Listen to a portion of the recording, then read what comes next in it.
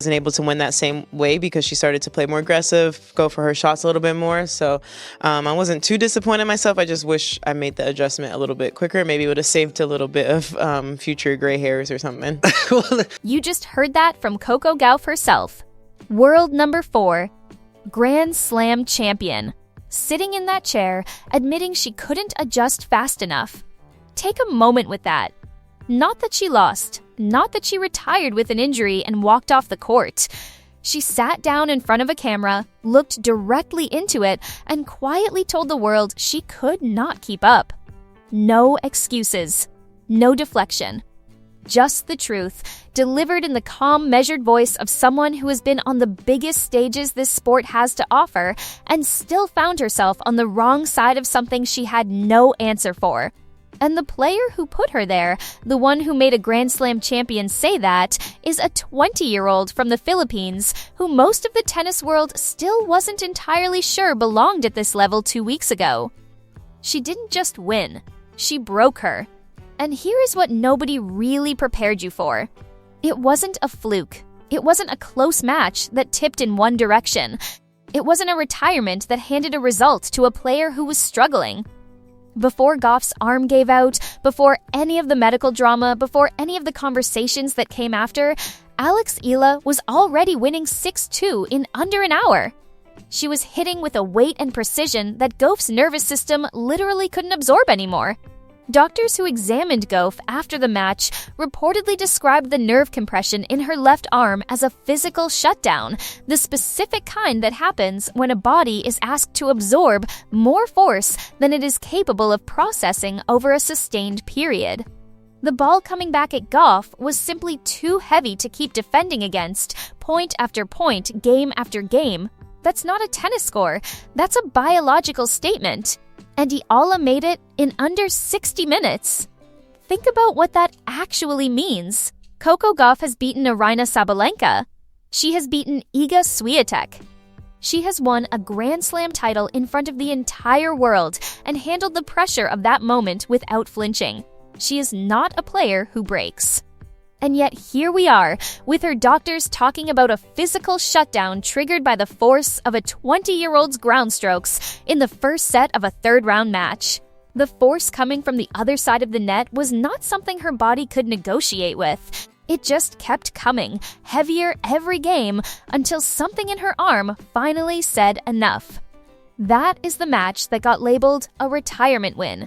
A lucky result. That's what certain people wanted the story to be. The detail that keeps getting lost in everything that followed is the 10 seconds at the net when it was over. When Gauff walked up, arm already failing, match already beyond saving, she apologized for not being able to finish. And Alex Eala, standing across from her at the net in front of a full stadium, didn't just offer a handshake and move on. According to people who were positioned close enough to see it clearly, she leaned in and whispered something directly to Gauff. The words that reportedly got back afterward were, "You are the reason I am here. Recover fast, champion." A 10-second exchange that the main broadcast cameras nearly missed completely. But once it leaked, once the people in those front rows started talking, that moment traveled faster than any highlight from the match itself did. Because it told you something about who Alex Eala is beyond the numbers. A player who is 20 years old, who just dismantled the world's 4th-ranked player, who is about to be written about in every major tennis publication on Earth, and her first instinct at the net is to make sure the player she just beat knows she is respected. That she matters. That's not something you coach. That's character. But here's what almost buried that moment before it could breathe.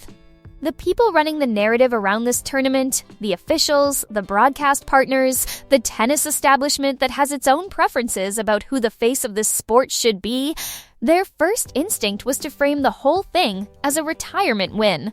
Lucky circumstances. Incomplete result. The phrase that kept coming up was, gift-wrapped, she didn't really beat her, Gauff couldn't finish, we'll never know how it would have ended. For a few hours, that framing was gaining traction in the places where these things get decided. Until the money spoke, reports indicate that a major global sponsor, one of the brands that has bankrolled women's tennis for decades and carries serious influence over how the sport is packaged, sent a message to Dupta leadership that nobody was expecting at that level of directness. The substance of it was simple. If you keep framing this as anything other than a legitimate and dominant performance from Alex Eala, we are pulling our commitment and redirecting it toward the Philippines. $10 million. Not buried in legal language. A clear, direct statement from people who had watched the 6-2 scoreline, studied the data, and knew exactly what had happened on that court before anyone retired from anything. The conversation changed fast. Inside the players' lounge, it had already been changing for different reasons. A few players had been whispering among themselves, "She got lucky, the match was handed to her, it doesn't count without a proper finish." That narrative was getting comfortable, spreading quietly through a room full of people who had complicated feelings about watching a ranking disruption happen this suddenly. Until Jessica Pegula walked in. Pegula, one of the wealthiest players on tour, someone who has no need to pick fights she doesn't genuinely believe in, reportedly stood up in front of the entire room and shut it down. According to people who were there, her words were direct. She didn't get lucky. She dismantled her. If you think you can handle that forehand, walk out there and try. But don't you dare sit in this room and rewrite what every single one of us watched happen. The room went quiet. That kind of moment is rare on tour. Players are careful with each other in public and cautious in private. The fact that Pegula felt strongly enough to say that out loud in front of everyone told you more about the weight of what Eala had done than any impression count could. Because Jessica Pegula doesn't do that for players she isn't convinced are the real thing. And the social media numbers were, by any measure, serious. 600 million impressions and still climbing. From fans in Manila, in California, in cities that had no previous reason to follow a WTA third-round match. The Pine Army, the Filipino supporters who had effectively taken over a section of the stadium, were doing something to the atmosphere in that building that the tournament hadn't experienced in years. Loud in the specific way that only happens when a crowd isn't just watching a match, but witnessing something they feel personally connected to. Even Larry Ellison was calculating something new. The tournament's billionaire owner had been watching the crowd reactions from his suite, not with annoyance, but with the attention of someone who understands what real energy is worth. His marketing team was already receiving new instructions, but none of that was the moment that stopped the people inside that facility cold. That moment happened in the training gym. Aryna Sabalenka, the world number 2, the most physically imposing ball striker on the women's tour, the player who walks into every facility with the settled understanding that nobody hits heavier, was there when Alex Eala walked through. She had been watching, and she didn't walk past. According to multiple witnesses who were in that gym, she stopped. She turned. And she gave Eala a nod. Not warm, not congratulatory. The kind that one fighter gives another when they're both in the same room and they know what's coming. The kind that says, "I see what you are." Then, 6 words. "I am not Coco. Be ready." 6 words with the full weight of what Sabalenka represents behind them. Designed to land on a 20-year-old and remind her that what just happened against Gauff was one thing, and what comes next is something different entirely.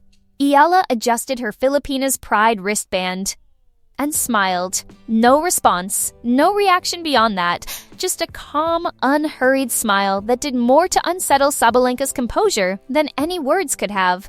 Her own coaching staff reportedly went quiet. Because Sabalenka has been using that energy, the physical intimidation, the weight of her reputation, to affect opponents before matches for years. Swiatek felt it. Rybakina felt it. Players feel it and let it change something in how they prepare. And Eala just smiled like she had all the time in the world. Somewhere away from the gym and the noise and the accumulating pressure of everything that had happened in the last 24 hours, Alex Eala let herself feel the weight of it. in a private suite, no team, no cameras, just the two of them. Her and her mother. All of it settling at once, the 100 million people watching, the officials trying to reframe her result, the critics still not ready to give her what she had earned. And she made a choice. 3 words. No more mercy. Not for the press, not for social media. 3 words in a private room to the person who had watched her put in the work since before any of this was real. Her mother said nothing back. She didn't need to.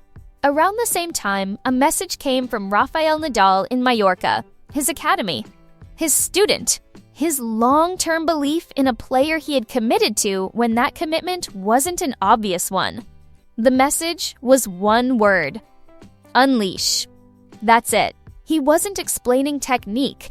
He wasn't giving instructions. He was giving permission. Permission to stop managing herself. Permission to let the thing she'd been building toward actually come out fully, without reservation, in every exchange of every match that was left. And then, the desert night took over. The tournament slept. But on the most secluded practice court in the facility, under an open sky, a training session ran that almost nobody witnessed. 3 hours. High lobs followed by flat winners. A specialized lighting rig mimicking the visual conditions of a late-night final. 12 cans of balls burned through. A groundsman who had worked at that facility through 2 decades of professional tennis reportedly said quietly afterward that he had never seen a racket move through a ball that fast in a late session. She wasn't warming up. She wasn't working off nervous energy. She was programming herself for something specific. By dawn, a different kind of fire was already burning in the Woody operations office. Someone had drafted a proposal, carefully worded, internally circulated. Noise restrictions around Alex Eala's upcoming matches. The stated reason, the volume of the Filipino crowd was creating an uneven environment, affecting the other players. Needed to be managed. Jessica Pegula found out about it. She walked into that office. 15 minutes later, the proposal was finished. Those fans were the loudest, most present, most economically significant crowd Indian Wells had generated in years. Restricting them didn't just affect Alex Eala, it torched the energy that was making this tournament matter to a global audience again. The officials in that room had no answer. Because she was right, and every metric they were tracking confirmed it. Larry Ellison, when informed that the proposal had even been floated, was reportedly not calm. He had been watching what the Pine Army was doing to that stadium with something approaching genuine enthusiasm. Reports indicate he issued instructions for upgraded audio infrastructure around the outer courts, not to contain the crowd, but to capture and project it further. The people who tried to quietly turn down the volume had only succeeded in making him turn it up. By 7 p.m., the sun was going down over the desert. The stadium was filling. And backstage, Alex Eala's phone lit up one more time. A video message from Coco Gauff. Shot from her medical suite, arm in a brace, looking directly into the camera with the kind of steadiness that takes real strength to hold in that situation. And she gave Alex 1 word: dominate. The player whose arm had physically given out trying to return her shots, sitting in a medical suite, watching Eala's name on a draw sheet, sending a directive, not sympathy. Not an emotional message about what happened. A command, one champion to the next.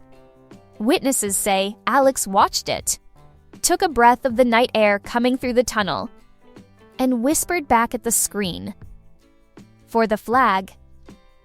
Fire. Then she walked out. 16,000 people. The Pine Army already in full voice before she cleared the tunnel. Flags moving in the way that crowds move when they feel something larger than a sports event is happening, when they feel like they're part of something that will be remembered. Because for those fans, that's exactly what this was. Up in the presidential suite, Larry Ellison was standing alongside Rafael Nadal, the owner and the coach, 2 of the most connected people in that building, watching it all unfold. And Ellison, who has seen every significant name in tennis walk onto that court through the decades he has run this tournament, reportedly turned to the broadcasters nearby and said what had been building all week. "You kept looking for the next big thing. Stop looking." She already answered every question on that court. Alex Eala isn't the future of this sport. She is what is happening right now. And nobody in the top 10 has found an answer for her yet. The first ball was struck. The crowd hit a volume that reportedly registered on equipment well beyond the stadium walls. And the question that had been seriously debated just 72 hours earlier, whether Alex Eala truly belonged at this level, had its answer. She belongs, not as a rising star who needs more time. Not as a feel-good story for fans who fly 18 hours to watch her play. Not as a promising prospect who showed something encouraging. She belongs because a Grand Slam champion sat in a chair and quietly said she couldn't keep up. She belongs because the most physically imposing player on tour stopped in a gym and felt the need to issue a warning. She belongs because the man who owns the tournament looked at his broadcasters and told them the search is over. Eras don't start when someone announces them. They start when the evidence becomes impossible to argue with. That happened here, in the California desert, in under an hour, on a score of 6-2.